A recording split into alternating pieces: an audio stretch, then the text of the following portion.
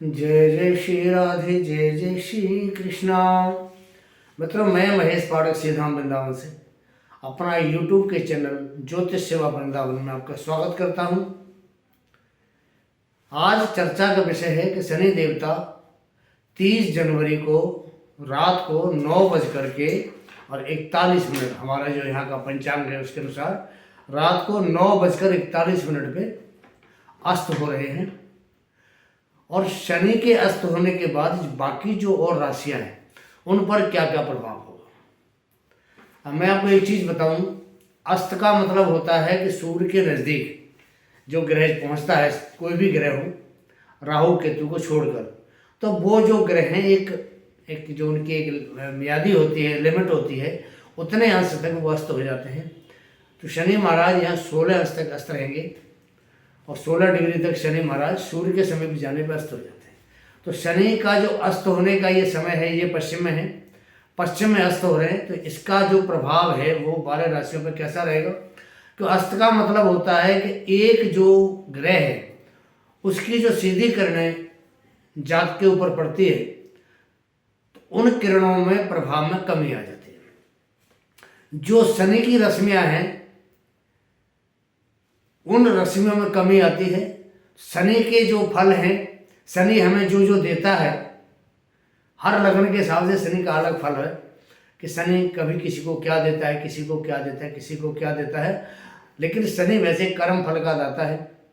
हमें जो प्रोफेशन है, हम जो काम करते हैं, काम को देने वाला शनि है।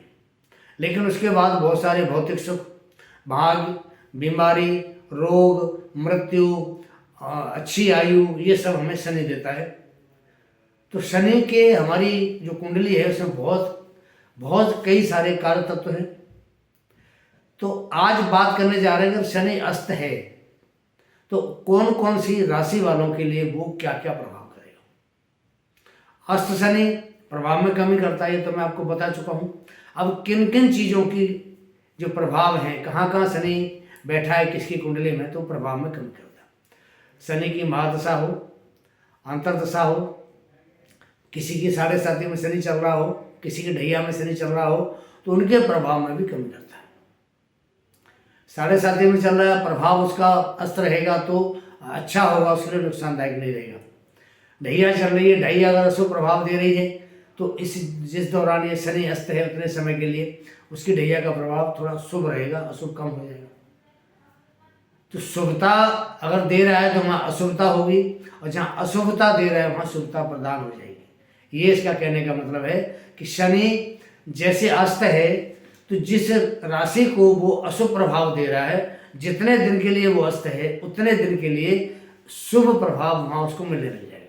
और जिन राशियों के लिए वो अशुभ प्रभाव कर रहा है, जितने दिन के लिए वो अस्त है उतने दिन के लिए उनको अशुभ प्रभाव देना शुरू कर देगा।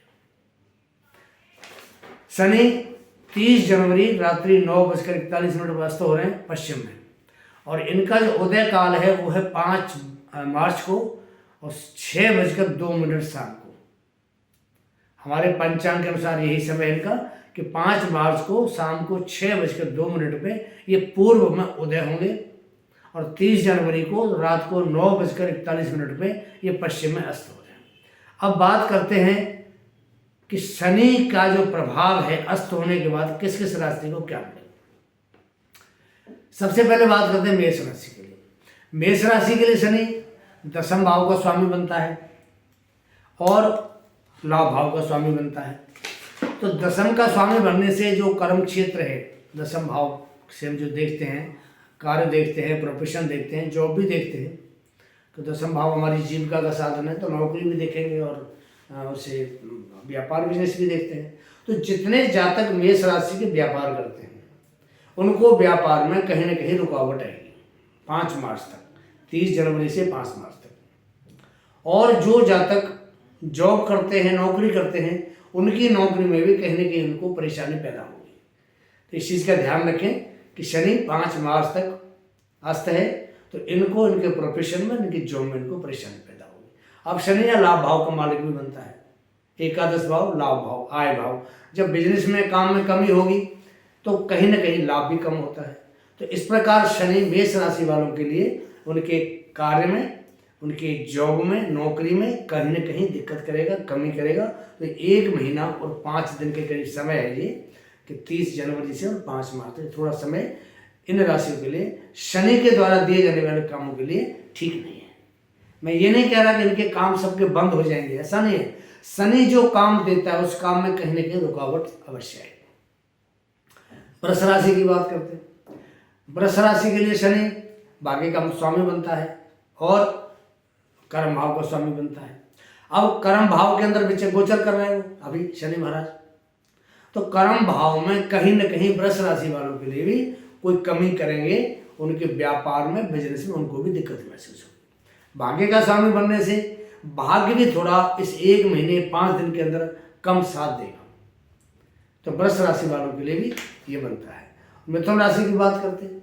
मिथुन राशि के लिए शनि भाग्य का स्वामी बनता है, जो भी गोचर कर रहे हैं वहाँ भाग्य में, और अष्टम भाव के स्वामी बनते हैं।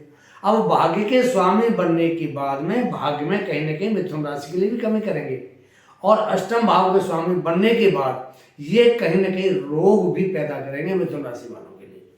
तो मेरा इसे मिथुन राशि वालों को सलाह देता हूँ कि इस समय थोड़ा सा खान पान में और अपने आचार विचार व्यवहार में थोड़ा सा सावधानी बरतें। कर्क राशि की बात करते हैं। कर्क राशि से शनि अष्टम भाव के स्वामी बनते हैं और सप्तम भाव के स्वामी बनते हैं। अब सप्तम भाव का स्वामी पति पत्नी का भाव होता है, तो जब शनि अस्त होगा तो कहीं ना कहीं थोड़ा बहुत वाद विवाद जरूर पैदा होगा पति पत्नी के अंदर। अष्टम के स्वामी बनते हैं तो कहीं ना कहीं रोग को बढ़ाएंगे, और जिनको और कोई बीमारी भयंकर हो रही है तो उनकी आयु को भी ये पूर्ण करेंगे, तो ऐसा समझना चाहिए। सिंह राशि के लिए सप्तम भाव के स्वामी बनते हैं और छठे भाव के स्वामी बनते हैं। अब छठा भाव रोग का, रिपु का, कर्जे का, दुश्मनों का भाव है, तो कहीं ना कहीं इन चीज़ों में सिंह राशि वालों के लिए ये 1 महीना 5 दिन वृद्धि होगी। सप्तम भाव पति पत्नी का, तो वहाँ भी पति पत्नी के बीच में कोई न कोई नोक झोंक या कोई पत्नी को बीमारी छोटी मोटी जरूर हो सकती है, तो सिंह राशि वाले भी इस चीज़ का ध्यान रखें। और सप्तम भाव से हम बिजनेस भी देखते हैं, व्यापार भी देखते हैं, तो कहीं ना कहीं सिंह राशि वाले अगर कोई व्यापार करते हैं तो उनके व्यापार में भी कहीं ना कहीं ये शनि महाराज कमी करेंगे। कन्या राशि की बात करते हैं। कन्या राशि के लिए जो शनि महाराज हैं छठे भाव के स्वामी बनते हैं, पंचम के स्वामी बनते हैं। अब पंचम भाव हमारा संतान का भाव है, तो संतान संबंधी परेशानी 1 महीना 5 दिन तक कन्या राशि वालों को मिलने वाली है। संतान का थोड़ा ध्यान रखें और संतान की तरफ से बिल्कुल भी बेफिक्र ना रहें, क्योंकि शनि अस्त होते हैं तो संतान के संबंधी जो कुछ हमें सुख मिलना है या संतान से जो हमें फायदा मिलना है उसमें कहीं ना कहीं शनि महाराज कमी जरूर करेगा। और छठा भाव का मालिक बनने से ये कहीं ना कहीं रोग भी देता है, दुश्मन भी पैदा करता है, कर्जा भी चढ़ाता है सिर पे, तो इस चीज़ का थोड़ा सा ध्यान रखें। बात करते हैं तुला राशि के लिए। तुला राशि के लिए शनि बहुत कारक ग्रह, अच्छा कारक ग्रह, पंचमेश है और चतुर्थेश बनता है। अब चतुर्थेश बनने से उसके जो चौथे भाव के अंदर जिन चीज़ें विचार करते हैं, सुख का विचार करते हैं, जमीन जायदाद मकान का विचार करते हैं, माता का विचार करते हैं, अपने हार्ट का विचार करते हैं, हृदय का विचार करते हैं, तो कहीं ना कहीं इनको या तो कोई हार्ट की प्रॉब्लम दे सकता है, या कोई माता को दुख दे सकता है, परेशानी दे सकता है, या कहीं ना कहीं हमें मकान में या कहीं प्रॉपर्टी में, ज़मीन में हमें थोड़ी सी परेशानी दे सकता है। तो इस समय जो तुला राशि वाले हैं वो कहीं पैसा इन्वेस्टमेंट ना करें, किसी ज़मीन में, प्लॉट में, किसी मकान में पैसा बिल्कुल भी ना लगाएं, कोई वाहन भी ना खरीदें 1 महीना 5 दिन। और पंचम भाव में जब शनि बनता है तो विद्या बुद्धि का भाव है, जुआ है, सट्टा है, लॉटरी है, ये भी हम इसी से देखते हैं, संतान भी देखते हैं, विद्या बुद्धि भी देखते हैं, तो कहीं ना कहीं पढ़ाई लिखाई में भी हमें ये 1 महीना तंग करेगा, दिक्कत आएगी। और जो जुआ सट्टा लॉटरी वगैरह है उसके अंदर भी हमें ये परेशानी पैदा हो सकती है हमारे लिए, तो इस चीज़ से थोड़ा सा अवॉइड करें और थोड़ा दूर रहें। बात करते हैं वृश्चिक राशि के लिए।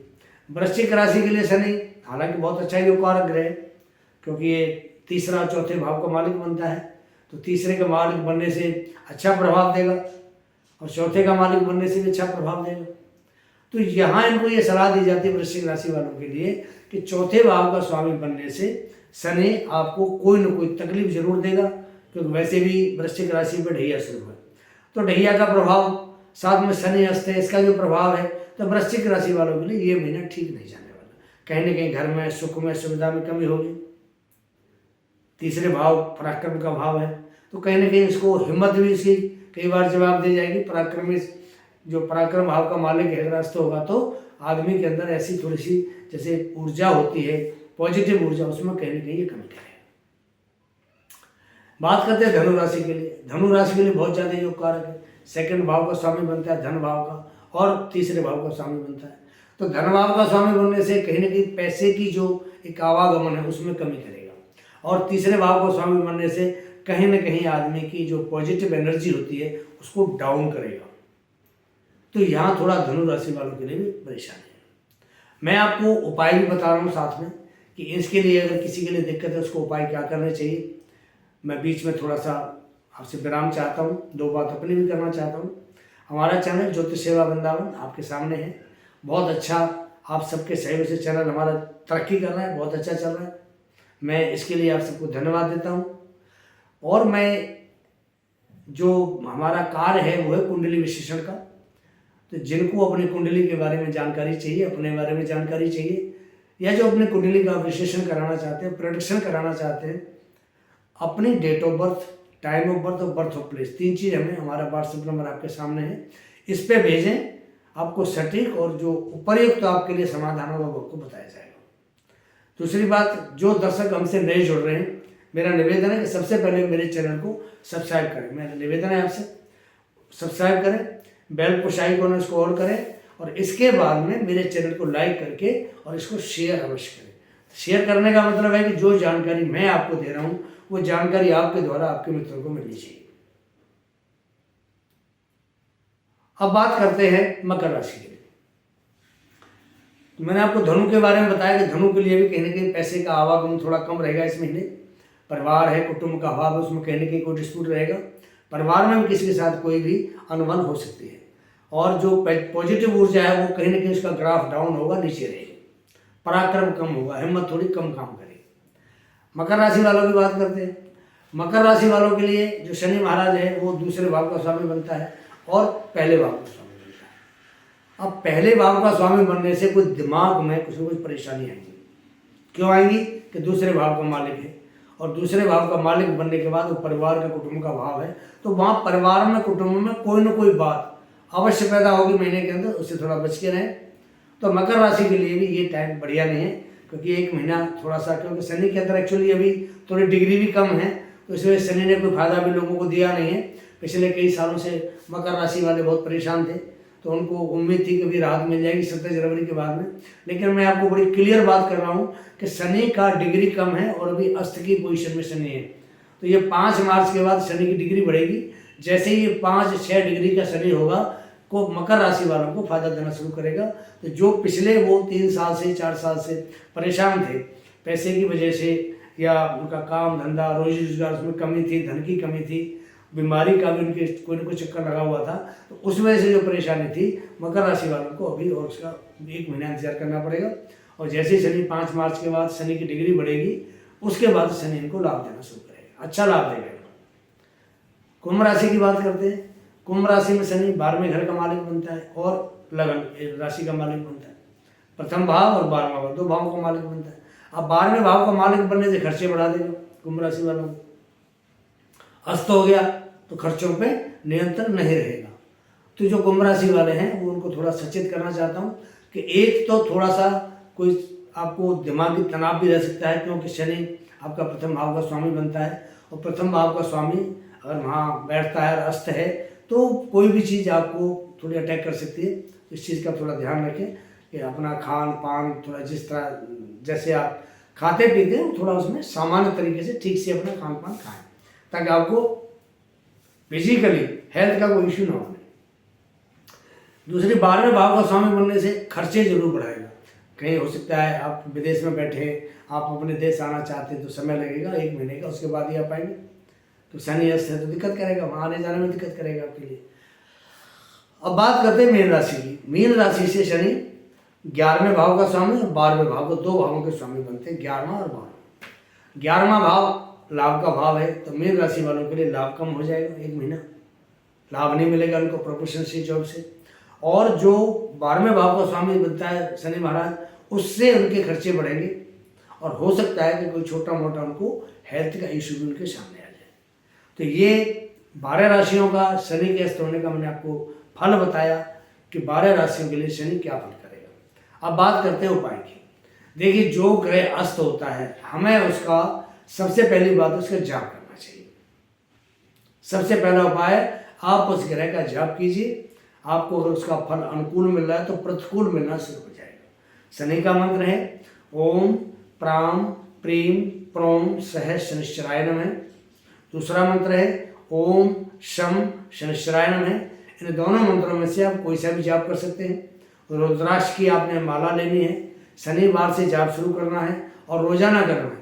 जाप की जो संख्या है विषम होनी चाहिए, 1 माला 3 माला 5 माला 7 माला 9 माला, विषम संख्या में माला का जप करना है। और जप करने के बाद वो सारी पूजा अपने शनि को अर्पित करनी है कि शनि महाराज तेरी हमने जो पूजा की है वो तेज को हम समर्पण कर रहे हैं, अपनी पूजा को अपने पास संभालें। तो इस तरह करने से शनि आपको अच्छा फल देने में सक्षम होगा। या शनि जो अशुभ फल आपको देना चाहते हैं उसमें कमी हो जाएगी, आपको अशुभता कम महसूस होगी। तो ये छोटा सा विवरण मैंने आपके लिए, अगर शनि अस्त है तो वो क्या करेगा, 12 राशियों में क्या प्रभाव देगा, वो आपको मैंने बताया। वीडियो कैसा लगता है इसके बारे में अपनी राय दें। जय जय श्री राधे, जय जय श्री कृष्णा।